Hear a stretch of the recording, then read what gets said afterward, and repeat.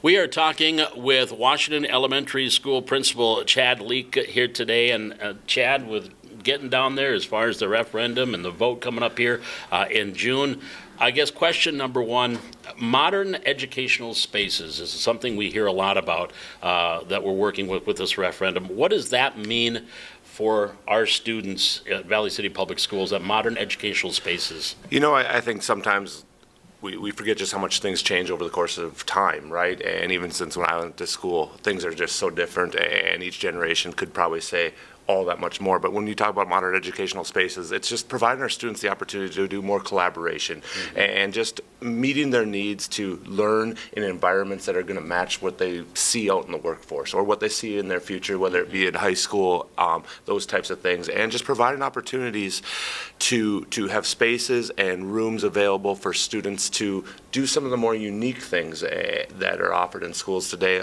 You get into the STEM classes, the STEAM classes, and you offer those opportunities, whether it be further in technology, and who knows where that's going to lead, right, and those types of things. And providing those opportunities to our students, I think, is incredibly important.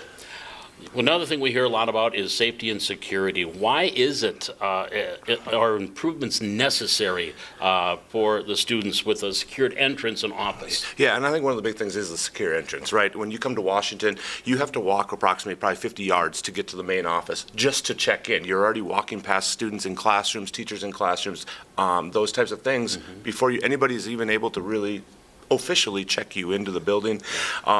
To have offices by those doors to create spaces and a more secure environment entrance for our students would be an added benefit of the new construction.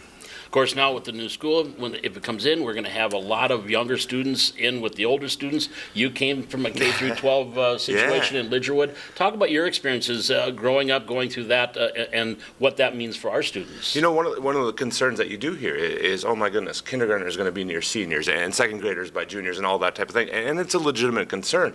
But you have to know that when these schools are designed, we get into the fine details, those things will work out and it'll be designed and built around those things. Some of the opportunities, though, I don't think I would have been in education without the opportunity of growing up in a K-12 building.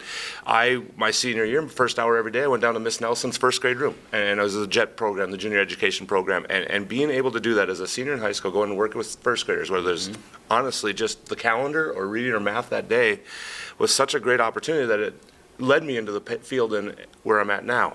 Currently, we do have upperclassmen, if you will, some seniors and whatnot, that come down and mentor our students at Washington. It's a wonderful experience. They come down weekly, but in order to do that the way we're set up now, they have to have their driver's license. They just have to have a schedule that works, allows them maybe more than one 50-minute period to drive back and forth, do the mentoring and work with those students, and it's a tremendous opportunity. Whereas if we are in one building, the opportunities from mentoring to school spirit with pep rallies and everything in between becomes so much more solidified and improved and beneficial to our community.